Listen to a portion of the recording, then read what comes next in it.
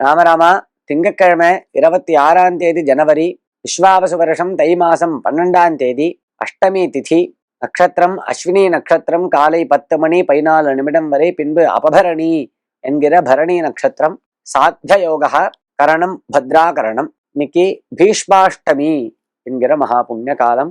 ராகு காலம் காலை 7:30 முதல் 9 வரை, யமகண்டம் காலை 10:30 முதல் 12 வரை.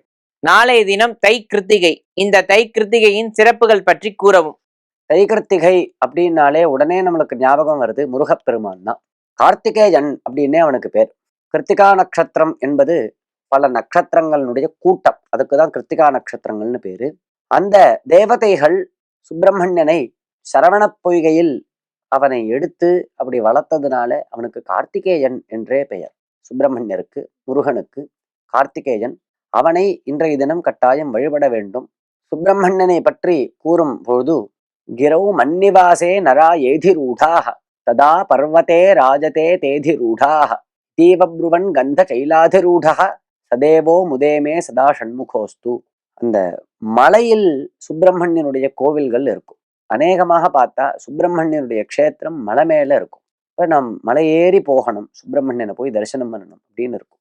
அப்படி மலையேறி போய் சுப்பிரமணியனை தரிசனம் பண்றவர்களுக்கு தன்னுடைய வாழ்க்கையிலே ஏற்றம் தான் எப்பொழுதும் இருக்கும் என்று கூறுகிறார் சுப்பிரமணியர்.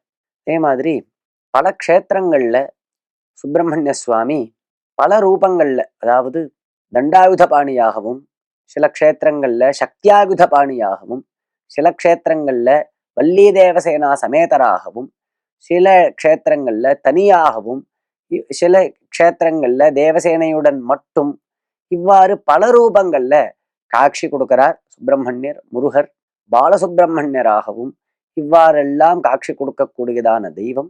சுப்பிரமணியருடைய அனுகிரகத்தை பெற்றவர்கள் பல பேர். இப்ப ரொம்ப சமீபத்துல சுப்பிரமணியருடைய அனுகிரகத்தை பல பேர் அடைந்திருக்கிறார்கள். நேர சுப்பிரமணியரை காட்சி கண்டு கழித்திருக்கிறார்கள்.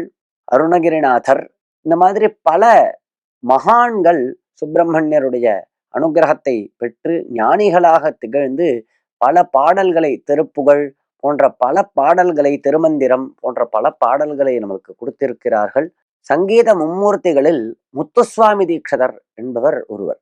அவர் சுப்பிரமணியனுடைய அனுகிரகத்தினால தான் சொல் வளமை பெற்று அப்படி கீர்த்தனைகள்லாம் செய்துள்ளார்.